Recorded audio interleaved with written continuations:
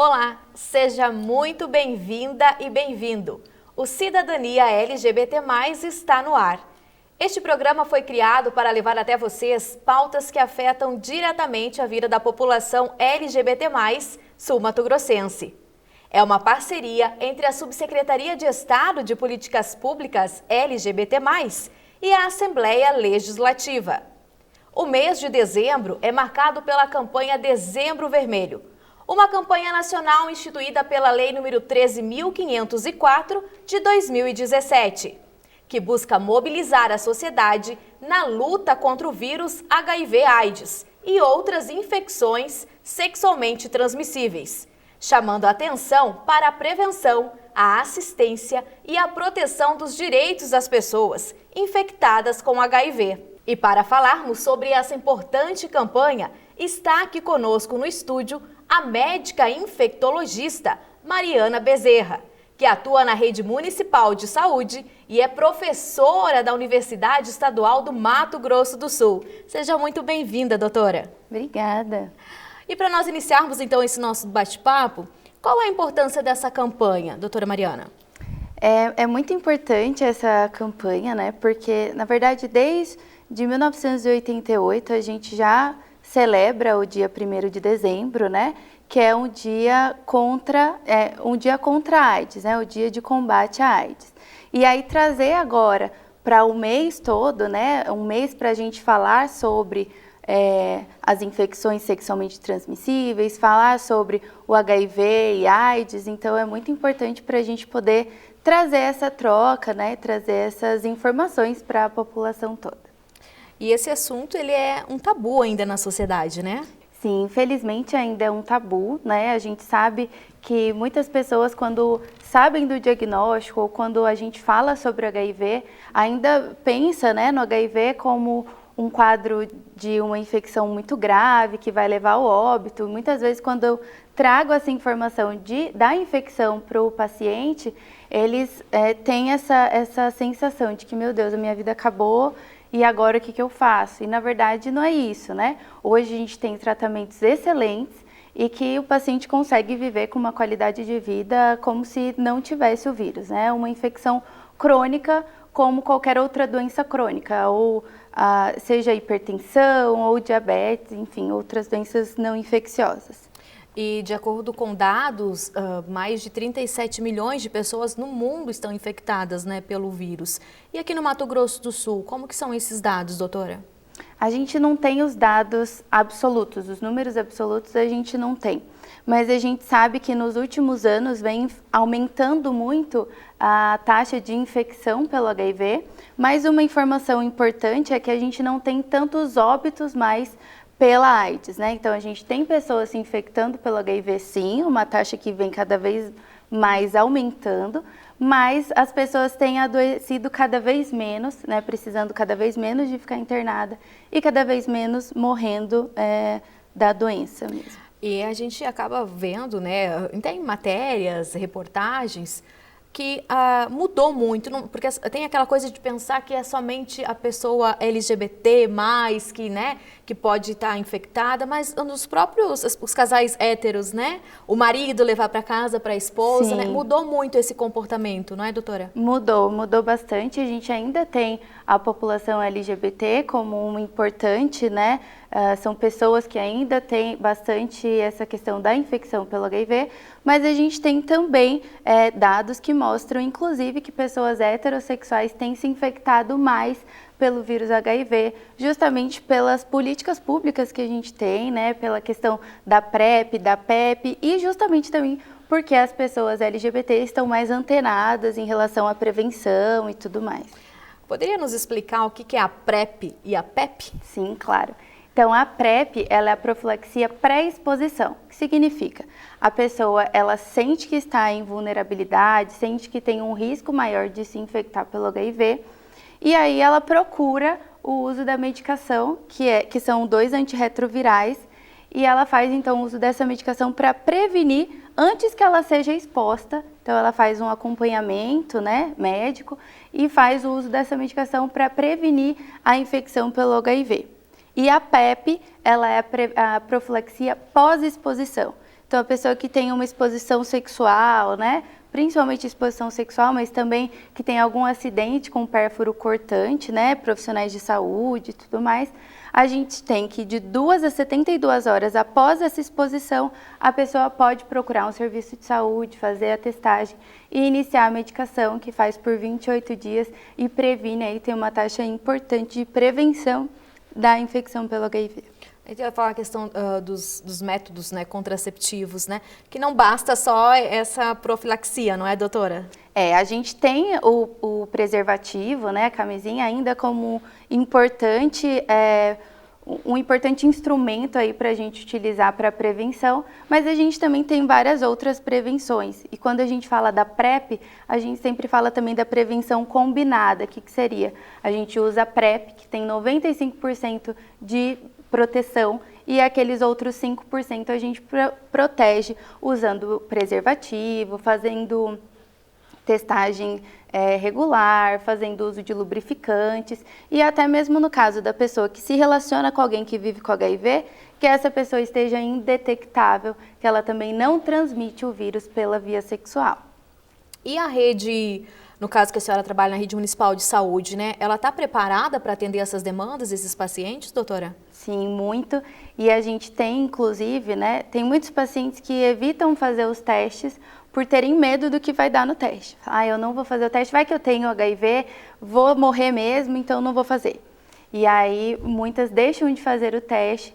E a gente tem esse teste super disponível, né? A gente tem nas unidades básicas de saúde, mas principalmente no CTA, que é o Centro de Testagem e Aconselhamento, e que nesse lugar você pode fazer o teste. A gente testa para HIV, para sífilis, hepatite B e hepatite C, e ali faz então o teste, e a partir disso, se vier positivo para HIV, a gente já faz o acolhimento, já inicia o tratamento, e se vier negativo, a gente pode orientar em relação a essas prevenções, né, o uso da PrEP, ou o uso da PEP, se já tiver sido exposto, né, enfim, e aí dependendo da questão da orientação e da forma do comportamento sexual, a gente consegue orientar também determinados casos, como fazer essa prevenção, né? Sim, e quando nós falamos das ISTs, né, também, as pessoas devem procurar se prevenir e tratá-las, não é? Sim, com certeza.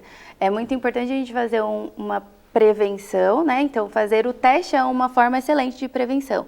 Uso de preservativos, enfim, de acordo com o comportamento sexual, a gente consegue orientar em relação a essas prevenções. E caso a gente tenha um diagnóstico, que seja um diagnóstico precoce e que a gente consiga fazer, então, o tratamento sem que traga maiores problemas para essa pessoa que está infectada, né? E com todo esse avanço da medicina, né, hoje em dia uma pessoa que está infectada com HIV/AIDS, a rotina, o dia a dia é de uma pessoa normal, não é mesmo? Normal, é uma pessoa normal, né? A única diferença é que a gente toma ali um comprimido, 2 ao dia, às vezes um pouco mais, mas a qualidade de vida dessas pessoas hoje, quando a gente compara com uma pessoa que era infectada pelo HIV na época dos anos 80, 90, hoje é muito melhor. Então, são menos medicamentos, menos comprimidos em geral. Para iniciar o tratamento, a gente inicia geralmente com 2 comprimidos, que são tomados uma vez ao dia, e em pouco tempo essa medicação já consegue deixar a carga viral indetectável, ou seja, a quantidade de vírus no sangue fica tão baixa que nem a máquina que é especializada em contar esses vírus consegue. Então fica indetectável e a gente considera que essa pessoa, depois de 6 meses, ela é intransmissível pela via sexual. E há casos de que a pessoa não esteja mais transmitindo, doutora, e o parceiro, né, ou a parceira pode ser contaminado com o vírus? Não. Nos casos que os pacientes estão indetectáveis, fazendo uso regular da medicação, não tem como transmitir, tá? E como que é o trabalho de vocês, né, voltado mais especificamente para a população LGBT+.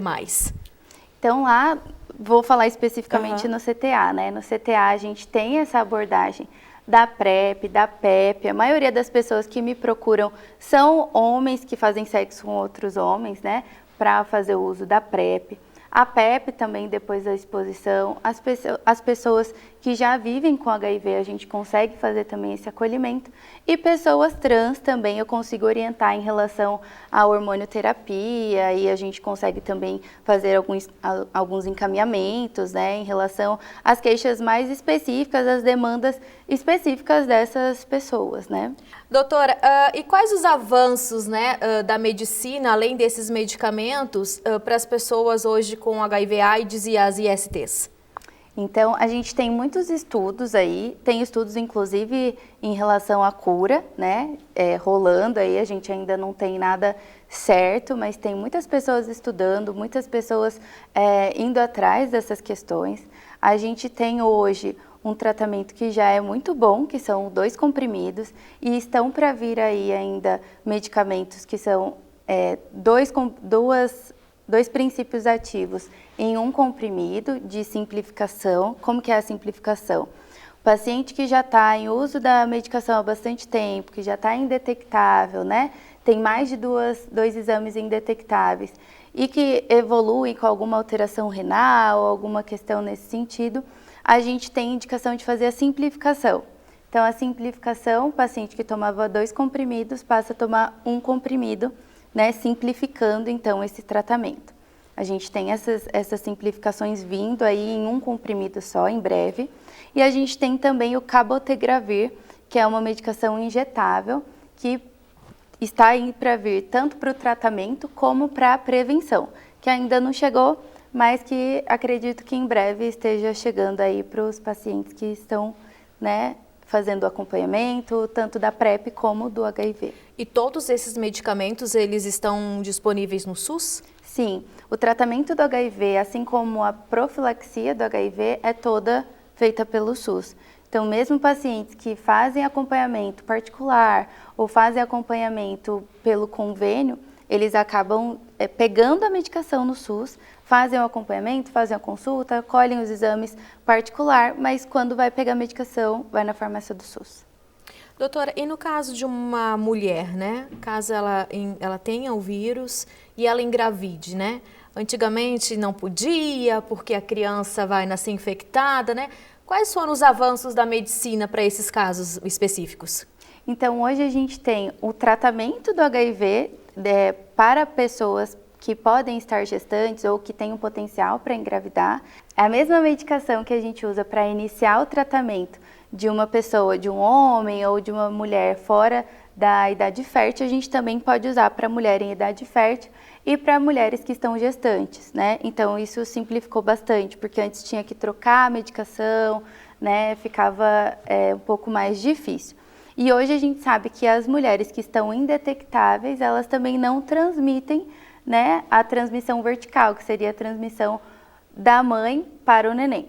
Ainda a gente tem a contraindicação da amamentação, porque a gente sabe que quando a gente fala em transmissível, né, indetectável, intransmissível, por enquanto ainda não é intransmissível ali pela amamentação. Então ainda a mulher que vive com HIV, ela não pode amamentar, né? Ela não deve amamentar, não que não possa, mas ela idealmente não deve amamentar para não transmitir para o neném. E aí, para isso, a gente tem as fórmulas lácteas também disponibilizadas pelo SUS. E falando das ISTs novamente, o índice em jovens é muito alto, né? Falta conscientização? O índice ele é muito alto, tanto das ISTs como das infecções pelo HIV. Então, eu tenho muitos pacientes jovens de 18, 20 anos que estão fazendo o diagnóstico, né? E aí chegam justamente com essa falta de conscientização, chegam com medo da morte, chegam com medo de como vai ser. E aí a gente tem esse trabalho de acolher, né? De falar, calma, tá tudo bem. Então, assim como a gente tem o HIV sendo muito transmitido entre os jovens, a gente tem também outras ISTs sendo muito transmitidas. Eu acredito que falte, sim, um pouco de conscientização, um pouco de educação mesmo em relação às práticas sexuais, em relação à proteção que pode ser feita, né? Antes era mais falado em relação a isso, eu acredito que na época que estourou a epidemia do HIV/AIDS, né? As pessoas falavam, tinham medo de transar sem camisinha e hoje a gente sabe que esse medo foi passando e parece que as pessoas acham careta transar sem camisinha, enfim, tipo, tá tudo bem. Até porque a rede municipal, ela disponibiliza de saúde, né? Tem nos postos de saúde, tem os métodos contraceptivos. Sim, tem os métodos preventivos, a gente tem os métodos contraceptivos também, hormonais, mas a gente tem os métodos preventivos, né? A gente tem a camisinha, né? O preservativo externo, que antes era falado o preservativo masculino, né? E tem o preservativo interno para as pessoas que têm vagina, têm vulva, enfim. Então, esse material, ele é disponibilizado. Antes a gente tinha lubrificantes também que eram disponibilizados, hoje a gente infelizmente não tem mais, mas a gente tem sim esse material e acredito que falte mesmo a conscientização desses jovens, mas a gente está aqui para isso, né? Até porque a gente vê um esforço, né, do governo, dos municípios, né, em efetivarem as políticas públicas, né, levando informação. E a internet hoje em dia é um canal com muita informação. Sim. Né? Esses altos índices, às vezes você pensa, nossa, não é possível que isso ainda aconteça, né? A senhora acredita que a internet, ela é um canal que chega a todos os jovens?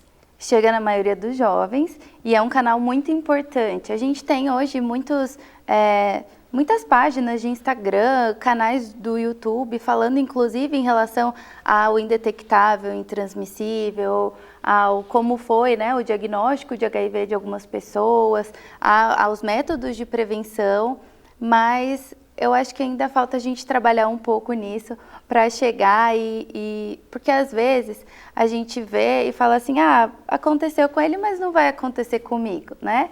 E aí a gente sabe que, na verdade, qualquer pessoa que está exposta, que é sexualmente ativa, tá vulnerável a esse tipo de infecção, né? Seja as ISTs, seja o HIV. E hoje a gente sabe que a infecção, ela não tem cara, né? Sim. A gente não vê mais as pessoas... Assim, que bom, a gente não vê mais as pessoas que vivem com HIV, com AIDS, emagrecidas, doentes, então fala, a pessoa tá tudo bem, eu acho que não tem nada, tá limpinho, eles falam. Tá limpinho, então vou transar sem camisinha. Mas não é bem assim, né? Nós até temos um caso que é um parceiro das ações da subsecretaria, que é o advogado Henrique Dias, que a senhora deve conhecer, né? Que ele expôs a trajetória dele, a dificuldade com a família, né? Quando ele recebeu o resultado positivo, né?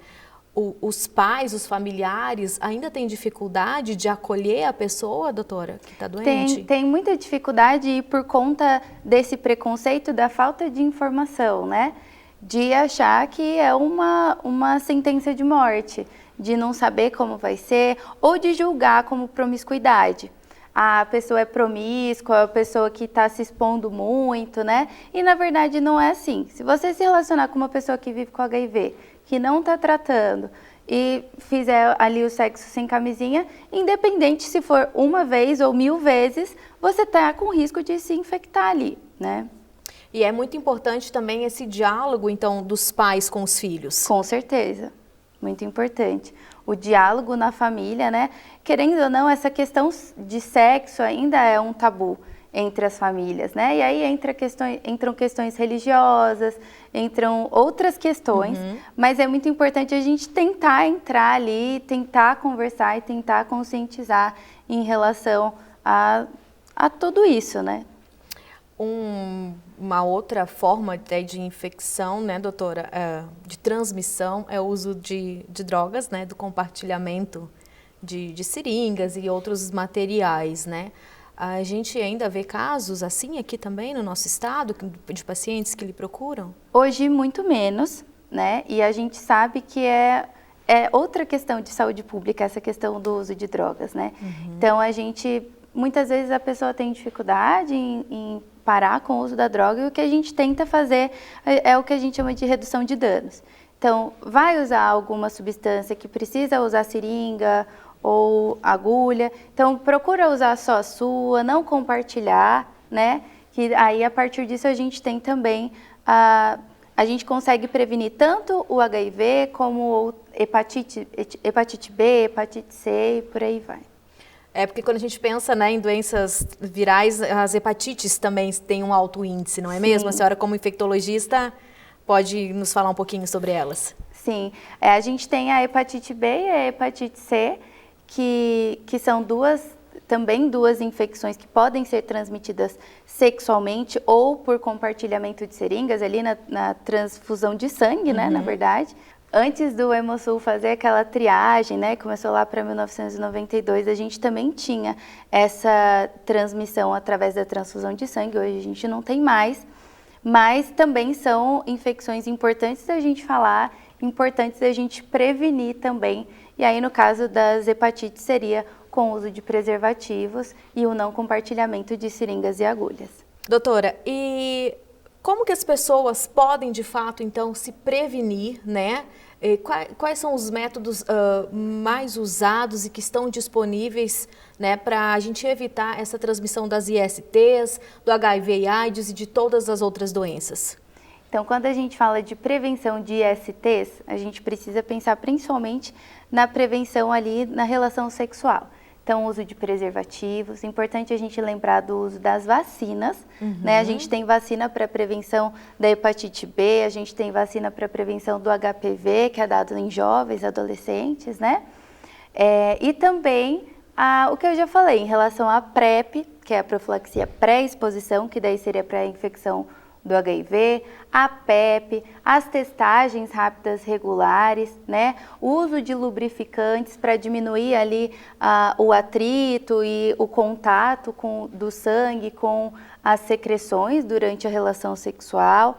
O fato de estar relacionando com alguém que vive com HIV que seja indetectável, né? E no caso das gestantes que fazem o diagnóstico, é importante fazer o pré-natal, né? Todo certinho, adequado, e também o uso da medicação para também ficar indetectável e diminuir o risco da transmissão vertical. E vale ressaltar que todos os testes, eles estão disponíveis gratuitamente nos postos de saúde? Sim, eles estão disponíveis, tem no posto de saúde, mas a gente tem no CTA a testagem assim livre demanda, né? Vamos dizer assim.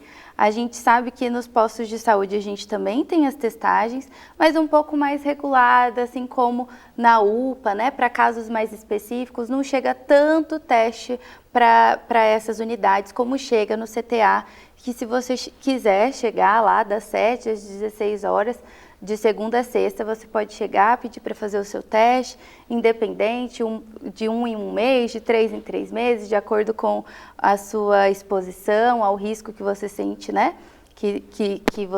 Ao risco que você acha que está exposto, né? E aí é um teste rapidinho, teste rápido mesmo, fica pronto em 15 minutos, e aí você consegue saber se tem ou não tem, e se tiver, a gente já faz o tratamento dessas infecções de HIV, sífilis, hepatite B e hepatite C.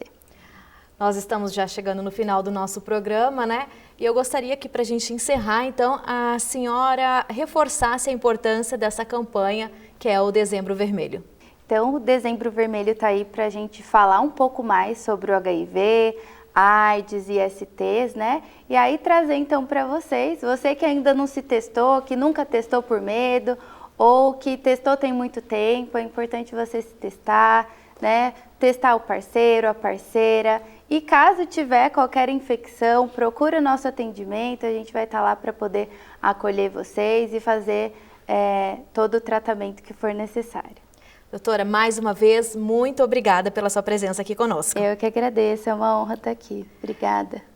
O nosso programa chega ao final. Para mais informações, acesse o site www.cidadanialgbt.ms.gov.br. Até breve!